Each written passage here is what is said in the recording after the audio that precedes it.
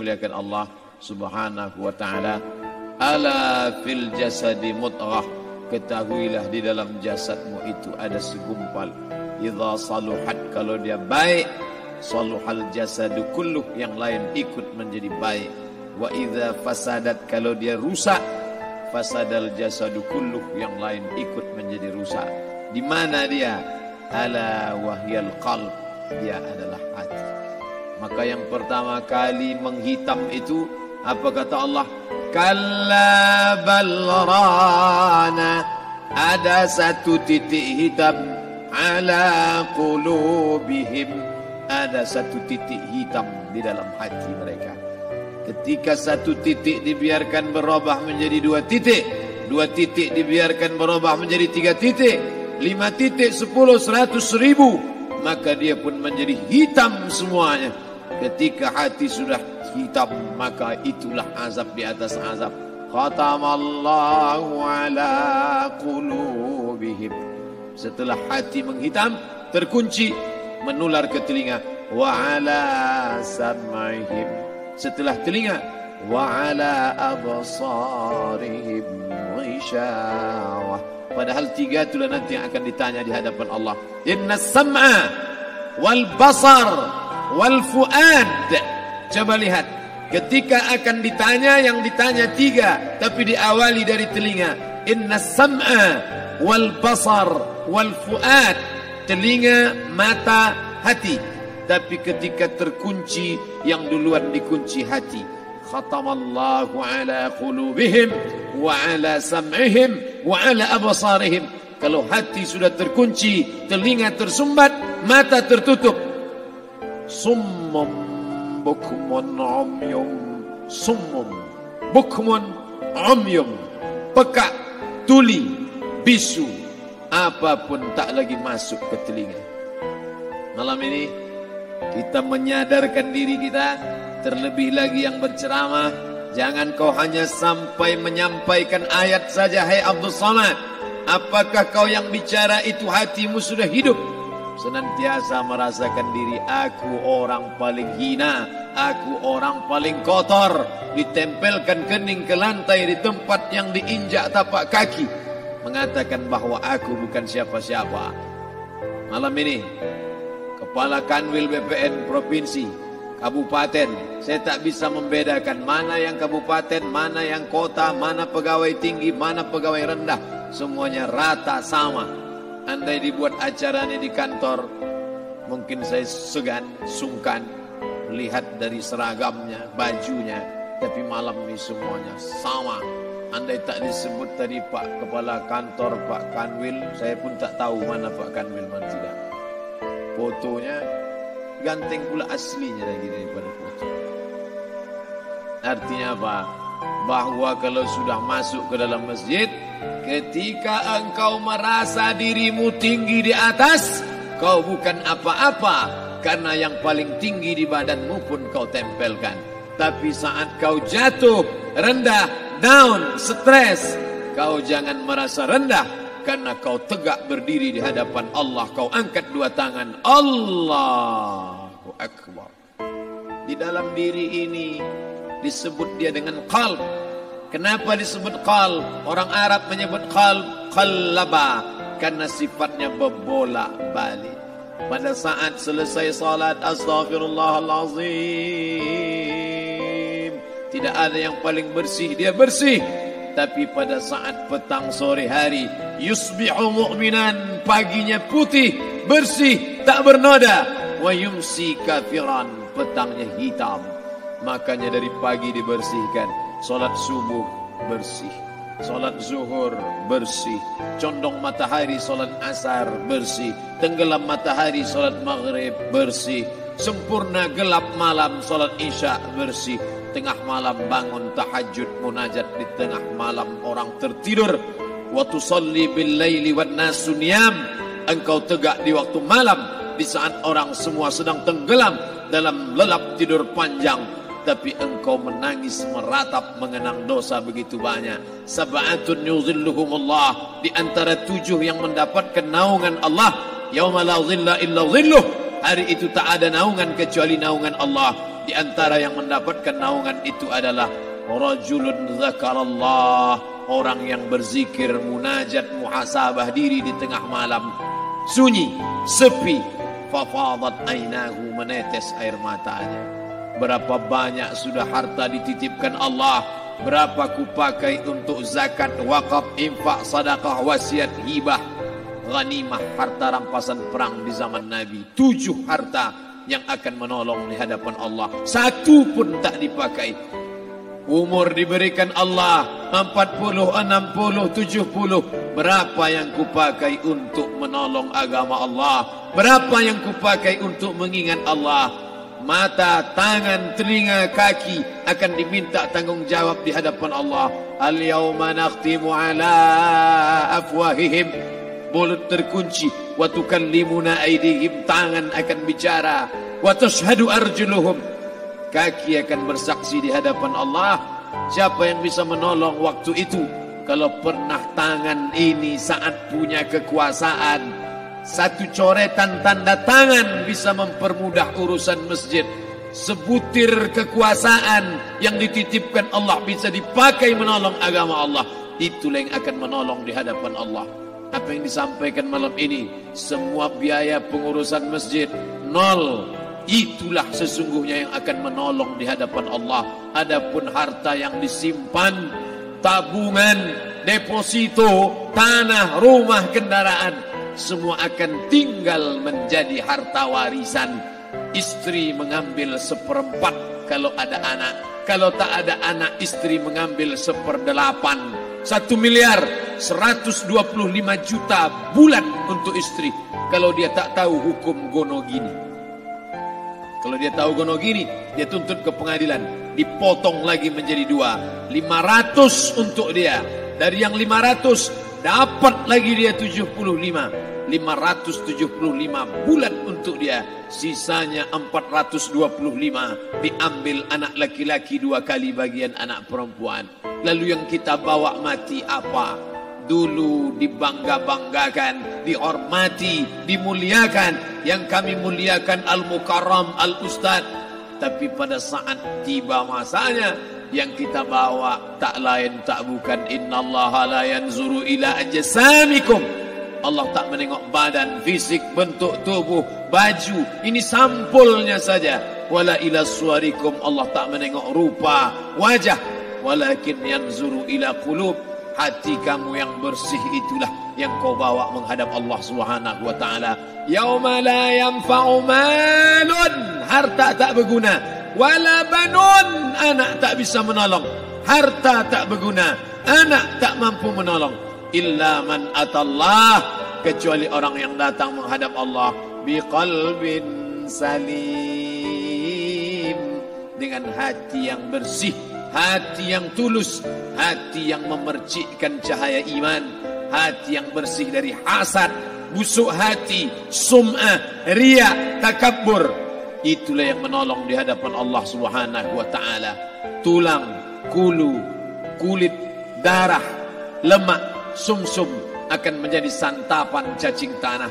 Begitu besok pagi pintu kamar tak bisa diketuk, istri bolak-balik membangunkan tak terjaga, dipegang pipi sudah sejuk macam es batu, tanda jantung tak lagi berdetak, maka darah mulai berubah menjadi nanah, busuk.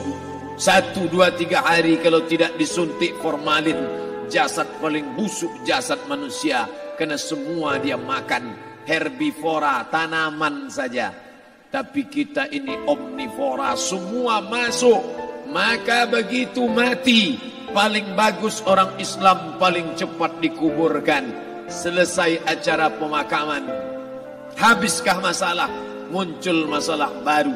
Disitulah kita baru sadar. Apa kata Imam Ali radhiyallahu an? An-nasu niyam. Semua manusia waktu hidup itu tidur. Bapak tidur, ibu tidur, saya tidur. Semua orang waktu hidup itu tidur. Falamma matu, ketika dia mati, disitulah dia baru terjaga dari tidur panjang. Saat Israel mencabut nyawa, ditarikkannya adalah satu centapan yang kuat. Disitulah kita baru terjaga dari tidur panjang.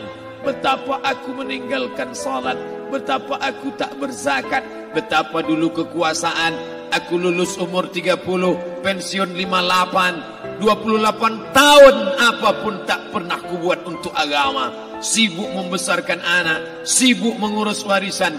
Anak pun tak ingat dengan kita karena kita lupa menanamkan pendidikan agama di dalam otak kepalanya. Andai dulu pernah dia dibawa ke masjid, andai dulu pernah dia dibawa umrah, andai dulu dia dimasukkan SD IT, SMP IT, SMA IT, Islamic Boarding School, dibawa ke masjid, takkan dia lupa mendoakan selesai sholat, Rabbighfirli wali walidayya warhamhuma kama rabbayani saghira. Harta yang banyak tak sempat menolong agama Allah. Anak tunggal semata wayang tak sempat dididik agama. Istri meninggalkan dalam keadaan stres susah hatinya karena dia tak diajarkan sabar menerima ridha ketetapan takdir Allah. Dan paling celaka, tak pernah anggota tubuh ini dipakai untuk berzikir, muhasabah, mengingat Allah. Tak pernah mata dipakai menengok Quran, kitab suci Allah. Tak pernah dipakai hati merenung sejenak, apa yang akan kubawa mati menghadap Allah Subhanahu wa ta'ala. Malam ini saya tak minta diajak ceramah tentang hukum zakat, hukum puasa. Saya tidak diajak tanya jawab apa hukum unjuk rasa besok tanggal 4. Yang ditanya adalah bagaimana kita merenung sejenak. Abdul Somad, engkau berhadapan dengan para pegawai Badan Pertanahan Nasional Provinsi Riau, berkumpul 12 kabupaten kota. Ini orang-orang ngurus tanah, dari dalam tanah naik ke atas tanah, ngurus tanah, ngurus tanah, ngurus tanah, masuk ke dalam tanah. Abdul Somad dari dalam tanah naik ke atas tanah, ceramah, masuk balik ke dalam tanah. Yang kau bawa apa? Baju koko tinggal, peci tinggal, pakaian kehormatan tinggal. Yang tentara belum pernah saya diundang. Ustadz besok datang takziah, bapak tentara meninggal, tahu-tahu kain kapannya loreng. Tak ada. Yang kau bawa kain tidak berjahit, disobek, kerak. Itu yang akan menyampul kulitmu, yang selama ini kau dimandikan, dibersihkan oleh ibumu dulu 60 tahun yang lalu. Sampai masanya kau lupa kapan kau dimandikan dulu. Sekarang ruh melihat, disebut dia ruh karena dia raha ya ruhu ruh, seperti aroma semerbak yang datang pergi hinggap. Ruh sampai masanya dia datang masuk ke dalam jasad. Ruh sampai masanya dia pergi meninggalkan jasad. Malam ini dimuliakan Al-Mukarram Haji Abdul Somad LCMA. Kenapa Abdul Somad ini dimuliakan? Karena ruh hinggap sejenak sebentar, sampai masanya besok pagi dia ruh keluar dari dalam tubuh ini. Anak yang katanya ayahku sayang, istri katanya kaulah abang, sampai masanya mereka tak lagi mau mendekat. Rumah itu saya yang buat, saya yang mengukurnya. Tapi begitu ruh sudah keluar dari badan, tidak satu pun semeter, sesenti, sejengkal, sehasta ada tempat di rumah itu untuk jenazah bernama jenazah Abdul Somad. Dulu orang bertanya, rumah Ustadz Somad di mana? Hari ini orang tidak lagi bertanya, tak lagi menyebut nama. Orang sudah mengatakan kuburnya mana.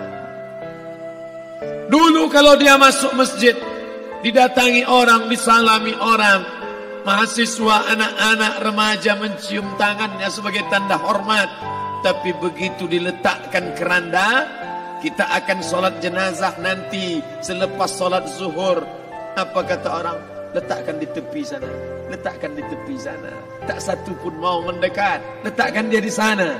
Bahkan sebagian mengatakan dalam masjid, letakkan dia di luar. Dia tidak disebut engkau yang mulia, tidak digunakan kata ganti orang langsung. Letakkan dia di sana. Bahkan sebagian tak lagi, padahal tempat paling mulia sebelah kanan, orang tak lagi mau di kanan, mulai dia menjauh ke kiri. Kenapa kau ke sana? Takut aku mimpi hantu nanti malam. Mana kawan, sahabat, andai tolan, anak menantu, teman sekantor, semuanya pergi meninggalkan. Yang tetap dibawa, kalau pernah kaki melangkah salat berjamaah di masjid, kalau pernah tangan mengusap kepala anak yatim, kalau pernah tangan mengucap subhanallah. Nanti di akhir tausiah kita akan berzikir, munajat, muhasabah diri, berdoa, mengenang apa yang akan kita bawa menghadap Allah Subhanahu wa taala. Datang malaikat membawa kain kafan dari cahaya, akan menyambut ruh yang mulia. Hadis riwayat Ahmad bin Ambal dalam kitab Al-Musnad. Turun malaikat berlomba-lomba membawa kain putih dari cahaya, menunggu ruh akan keluar. Ruh menetes seperti embun di ujung daun. Daun tidak bergoyang, ranting tidak patah. Ruh menetes pelan turun ke dalam kain kafan, dibawa malaikat ke pintu langit. Tak sabar mereka menyambut. Inikah dia yang selama ini berjamaah? Inikah yang dulu ketika dititipkan kekuasaan menolong agama Allah? Kam min masyhurin fil ardi walam yakun ma'rufan fis sama. Berapa banyak yang masyhur terkenal di bumi, malaikat tak mengenal dia. Ini ruh siapa? Tapi ini bukan LCMA, dia bukan ustaz, dia bukan ulama, tapi imannya dalam. Kekuasaan dipakai menolong agama Allah. Ruhnya keluar di bawah. Semua malaikat mengucapkan salam. Inilah orang yang selama ini kami tunggu-tunggu. Catatannya sudah lama. Setiap pagi petang malaikat subuh membawa catatan namanya, malaikat malam membawa catatan namanya. Kami merindukannya. Begitu orang-orang yang masyhur di langit tapi tak dikenal makhluk bumi. Tapi ada sebaliknya, yang ruhnya disentapkan, ditarik malaikat dengan begitu tarikan yang sangat kuat. Nabi bertanya saat Isra Mi'raj kepada mereka yang sudah mati ribuan tahun yang lalu, apa yang kalian rasakan? Yang satu mengatakan seperti tebasan pedang di tempat yang sama beratus kali. Yang satu mengatakan seperti kambing yang dikuliti hidup-hidup. Yang satu mengatakan seperti mata kail pancing ditarik dari kulit yang basah. Maka kita berdoa setiap selesai salat, Allahumma hawwin alaina, ringankan kami ya Allah, fi sakaratil maut, di saat sakaratul maut yang amat sangat menyakitkan itu. Dan mereka yang pergi tak pernah kembali, mereka yang mati tak pernah bercerita, kecuali hanya kepada Sayyidina wa Maulana Muhammad sallallahu alaihi wasallam. Di saat malam pertama di tempat yang gelap, di tempat yang tak pernah diimpikan oleh orang, tapi kita tetap melewati dan merasakannya. Perlahan-lahan cacing tanah, ular-ulat kalajengking akan menggerogoti kulit yang selama ini dimandikan, selama ini dipakaikan sampo yang mahal, selama ini dioleskan pelembab yang lembut. Tapi ternyata sebelum roh keluar jasad, setelah keluar dia hanya akan menjadi santapan cacing tanah, hancur berkeping hari demi hari. Yang pertama kali membusuk adalah mata, karena dia berisi cairan. Cairan ini mengering, busuk dan berlubang. Lalu kemudian usus sebulan di dalam tanah, mulai dia menggelembung masuk angin dan dia meletus pecah. Cacing-cacing tanah mulai datang menggerogoti, memakan. Habis lemak, tulang, kulit, bulu, sumsum, darah, jantung, empedu, limpa, buah pinggang. Habis semuanya, tinggal tulang-tulang yang memutih, dimakan oleh tanah, ditelan oleh massa, sampai akhirnya Asi bin Wa'il membawa tulang yang kering itu kepada Nabi Muhammad, baginda Sayyidina wa Maulana Muhammad. Ya Muhammad, ayuhyi rabbuka hadzal izam, sanggupkah Tuhanmu menghidupkan tulang yang kering ini? Nabi diam tak menjawab, sampai akhirnya datang Jibril alaihi salam membawakan wahyu. Qul, katakan kepada dia. Ayat ini dibaca malam Jumat. Bapak Ibu semua hafal, kita baca qul yuhyiha alladhi ansha'aha awwala marrah wa huwa bikulli khalqin alim.